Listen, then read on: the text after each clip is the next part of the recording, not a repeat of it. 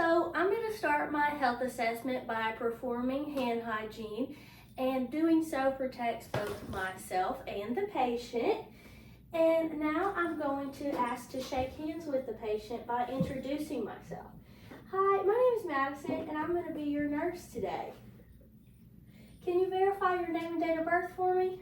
My name is Logan Stacey. My birth date is October 17th of 2001. Okay, Mr. Stacey, do you mind if I call you by your first name? I don't mind. All right, Logan. So I'm going to perform a health assessment on you today, and it's going to take approximately 10 to 15 minutes. Is that okay with you? That sounds good to me. All right, and do you have any questions for me at this time? No questions. All right, well, at any point, if you have a question, feel free to ask me, all right? So before beginning, I'm going to assure confidentiality for my patient and maintain their privacy. So if there was a curtain, I'd pull the curtain or close the door. And as part of my exam, Logan, I'm going to start by telling you 4 words that are completely unrelated to one another. And I want you to do your best to remember these words, and in a few short moments, I'm going to ask you to recall those words. Is that okay with you? Yes, ma'am. All right, the 4 words I want you to remember are dog, basketball, lamp, and chair. Okay? Okay. All right. And so I'm going to begin my assessment by assessing Logan's level of consciousness and orientation. So can you tell me where you're at right now, Logan? I'm in the hospital. Okay, correct. And can you tell me what the year is? 2024. How about, who's our current president? Joe Biden. All right, that all looks good. Logan's answers were correct. And I'm going to assess Logan's facial expressions. So they appear to be flat and calm, and Logan's speech has been rather soft throughout this questionnaire process, and he's evenly paced, so I would assume that he's pretty calm right now. And how are you feeling today? I'm feeling okay. Have you been feeling okay recently? Yes, ma'am. No medical complications lately? No, ma'am. All right, thank you for that information.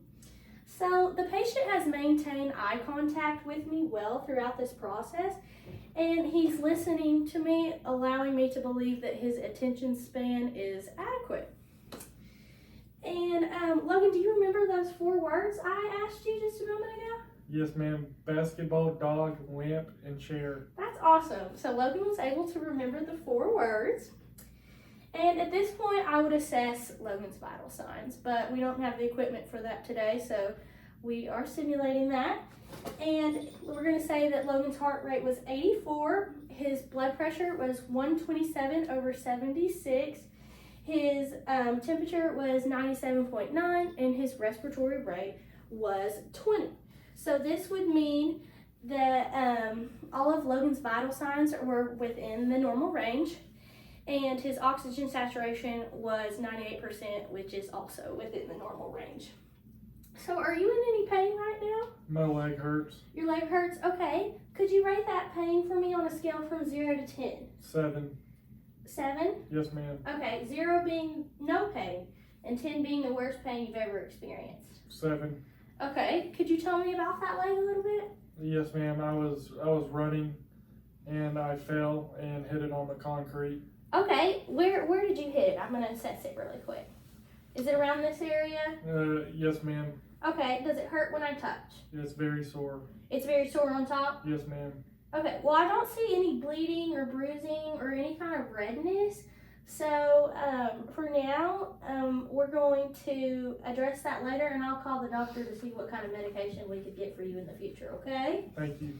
So now, as starting my assessment, I am going to assess your skin for uniformity.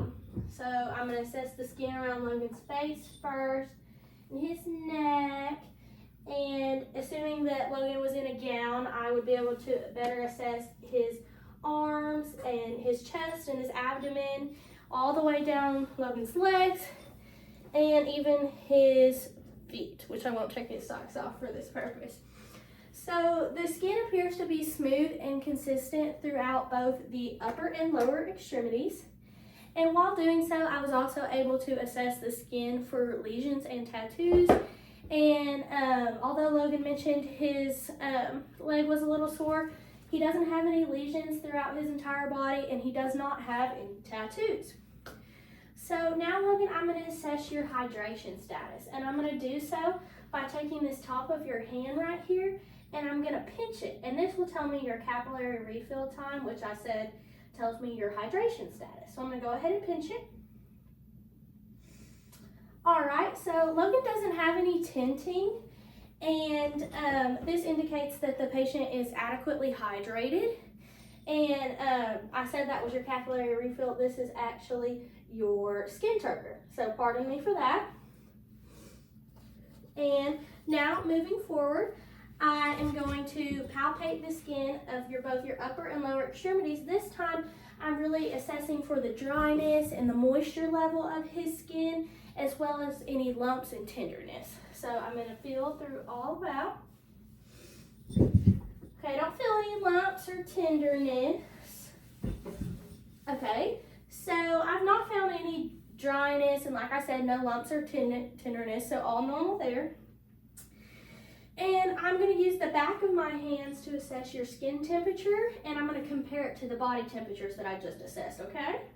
So I'm going to feel the back of my hand to feel your temperature. So I found that with using the back of my hand that Logan's temperature seems to be consistent with both the upper and lower extremities. It's meaning that it feels warm, but it's not abnormally warm. So now, Logan, I'm going to move on to assessing your skull. So I'm just going to feel around your head. Is that okay? Yes, ma'am. Okay. So Logan's skull is essentially normocephalic. It's symmetric, and it's free from lesions. And it doesn't have any redness or scaliness. And the hair feels dry, thick, coarse. And there are no parasites present in the hair. So now I'm going to assess your face, Logan, and I see that it is uniform in color and completely free from lesions, like I stated before. And his eyes are positioned within the upper third of his face, as they should be, and his septum is midline, and his mouth is within the lower third of his face. So now, Logan, I'm going to assess cranial nerve 5, which is the trigeminal nerve, okay? Okay. So, Logan, I'd like you to close your eyes for this part of the exam, and I'm going to touch one side of your face. And after I do so, I want you to be able to tell me, did I touch the right side of your face or did I touch the left side of your face? So go ahead and close those eyes for me. Left side. All right, that was correct. One more time. Right side. All right, Logan's cranial nerve 5, or his trigeminal nerve, is functioning properly, just like we like it. So now that I've done that, I am going to palpate your masseter or temporal muscles. And while I do that, I want you to clench your teeth several times while I'm doing so. Do you know what I mean by doing that? Yes, ma'am. Okay, so I'm going to go ahead and palpate.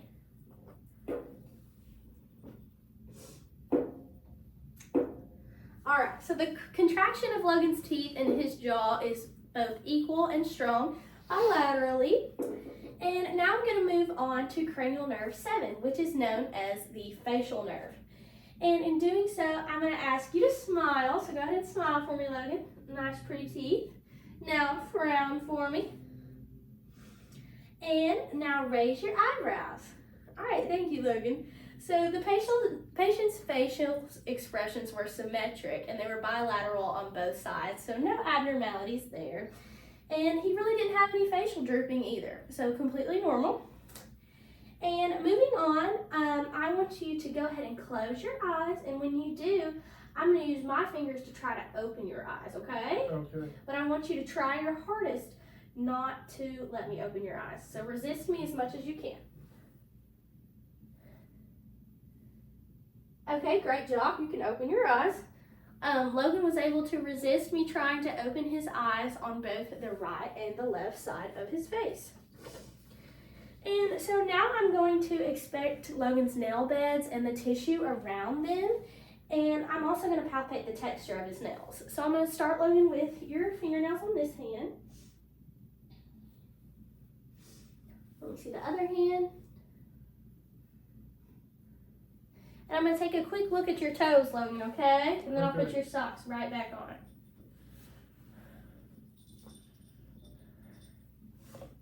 Okay.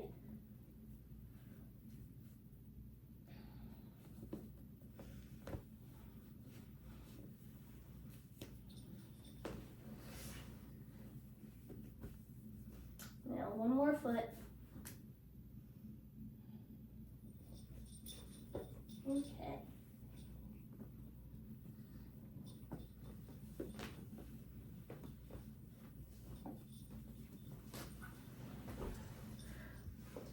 Alright, so Logan's nails are convex and curved and they are trimmed, so he's well kept. And they're translucent, so no nail polish, nothing like that, and no discoloration. So now I'm going to assess the capillary refill of both your fingers and your toenails. Sorry, I'm going to have to take your socks off one more time. And by doing so, I'm going to look at your fingernails and I'm going to pinch them. And I'm going to see the color come back to your fingernails as I pinch them. And this just allows me to assess the circulation of both his upper and his lower extremities. All right. So the capillary refill of the upper extremities was less than 3 seconds bilaterally.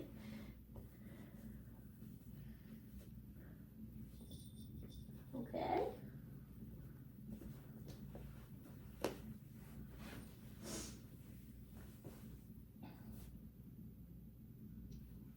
And the capillary refill of the toenails was less than 3 seconds bilaterally.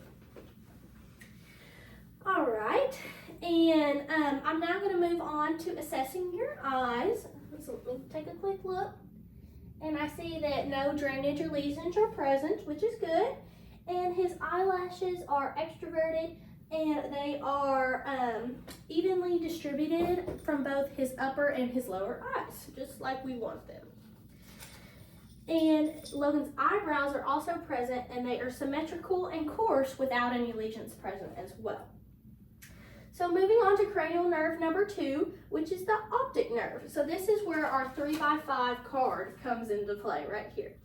So I'm going to ask you to cover one of your eyes and you're going to tell me what you are seeing. I'm going to use this card for it, okay? So you don't need your hand, all right? So go ahead and use my card and cover your right eye. All right, Logan, can you tell me what letter I am pointing to? E. Okay, Logan, tell me what color I'm pointing to. Yellow. All right, perfect. Now go ahead and take the card and put it over your other eye. Awesome. So tell me what letter F. and what color. Pink. Good job, Logan. So we're done with the flashcard. And moving forward, I'm going to assess your EOM, which is your extraocular muscle, through checking out cranial nerve 3, the oculomotor nerve, cranial nerve number 4, the trochlear nerve, and cranial number 6, the abducens nerve.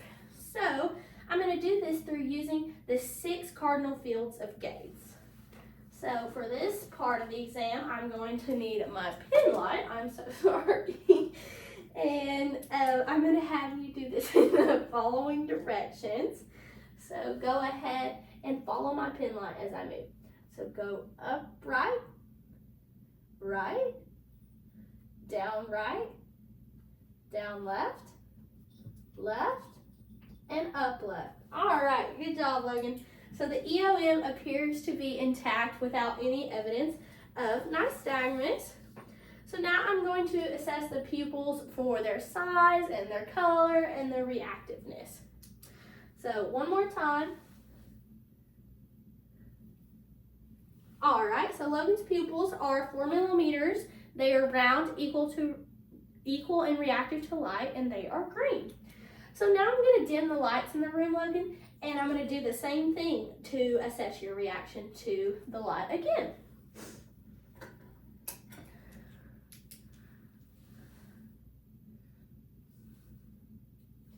All right, so just like before, Logan's pupils are equal, round, and reactive to light. So sticking with the eyes, I'm going to assess your accommodation to both near and far objects. And in doing so, I'm going to hold my finger in the front of your face and slowly take it towards your nose and I want you to follow my finger throughout the entire process. Is that okay with you? Yes, ma'am. All right, so watch my finger. I'm going straight for your nose. Keep watching. Good job. So the patient's eyes are accommodating to both near and far objects. And if I were to use an ophthalmoscope at this point, I would look for the anterior chambers, iris, pupil, disc, and optic nerve. And now I'm going to move on to assessing the ears. So the ears appear to be symmetrical, and they are at the same level as the palpebral fissure. And the skin of the ears is uniform and warm without any lesions, and he has no piercings present. And the ears have no drainage, and they're elastic with immediate recoil. And upon palpation, Logan's not reporting any tenderness over his auricle, tragus, or mastoid processes. I was palpating them. And I'm now going to use my pen light to inspect the outer ear canal for foreign bodies. Turn this way for me. All right, no foreign bodies are present. And I'm going to now assess cranial nerve number 8, which is the vestibulocochlear nerve. So, Logan, I want you to occlude one ear with your little finger. And I'm going to stand 1 to 2 feet away from you with my head turned and my mouth covered so you won't be able to read my lips. And I'm going to whisper a 2-syllable word and see if you can repeat it. All right, are you ready? Yes, ma'am. 1, 2, 3. Machine. You know what I said? Machine. That's correct. Good job. So if I were to use an otoscope to complete my ear assessment, I would look in the eardrum and the canal to assess for any edema or erythema. So moving forward, I'll now move on to the nose, and it appears to be midline without deviation. And I'm now going to palpate the frontal maxillary sinus for tenderness. Logan, please tell me if you're experiencing any tenderness. All right, now I'm going to assess the patency of your nose. So for this part of the assessment, I want you to take one finger and hold it over one nostril and breathe in deep. Now do the other side. All right, both of Logan's nerves are patent. And moving forward, we're going to move on to cranial nerve number 1, which is the olfactory nerve. So in order to assess this nerve, I would kind of present a familiar scent to Logan. So let's use a little wipe I have over here. Tell me what you smell, Logan. An alcohol wipe. Perfect. So his cranial nerve 1 is intact and functional. And moving on to Logan's lips, they appear to be symmetric, pink, moist, and they're free from any cracking or lesions, just like we want. And I'm now going to use my pen light to assess the buccal mucosa. So the buccal mucosa is pink, moist, and intact. And can you open your mouth for me, Logan? So the teeth are present, white, and in good condition, and free from any appliances. And the gingiva and gums are pink, stippled without edema, retractions, bleeding, or lesions. And the hard and soft palates were continuous and smooth without any lesions. And the hard palate was white with transverse rugae, while the soft palate was more pink and smooth. And so Logan has both of his tonsils, as I was able to see, and I would call them grade 1. So, and his ulva was midline, and it rised and fall with phonation, just like we want it to.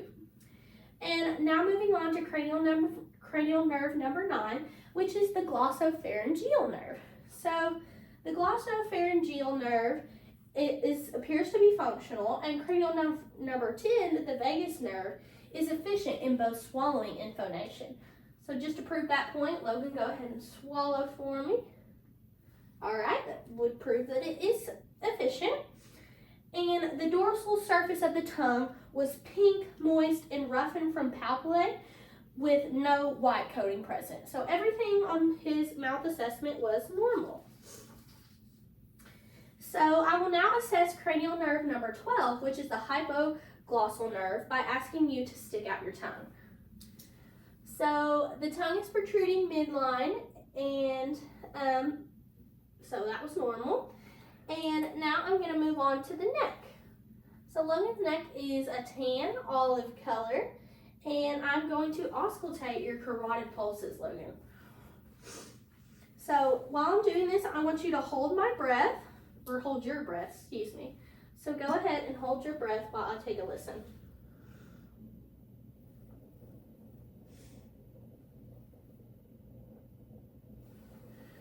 So his carotid pulses were strong, equal, and they had a regular rhythm without any bruits. But if he were to have bruits, this would indicate that Logan had some narrowed arteries. And moving forward, I will expect the skin surrounding your thorax and lungs.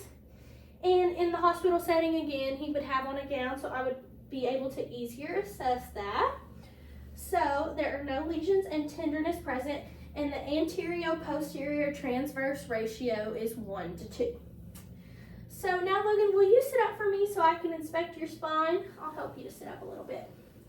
So the spine is midline, and there are no lumps or pain present. Are you having any pain? No, ma'am. Okay, perfect. That's just what we want. And while sitting up, I want you to take deep breaths so I can palpate your chest expansion while comparing it from side to side. So the vesicular lung sounds are present in the peripheral lung fields. So now, Logan, I'm going to auscultate your lungs, and I want you to breathe in a little bit deeper than you normally would through your mouth, okay? I'm going to do this in 6 different places.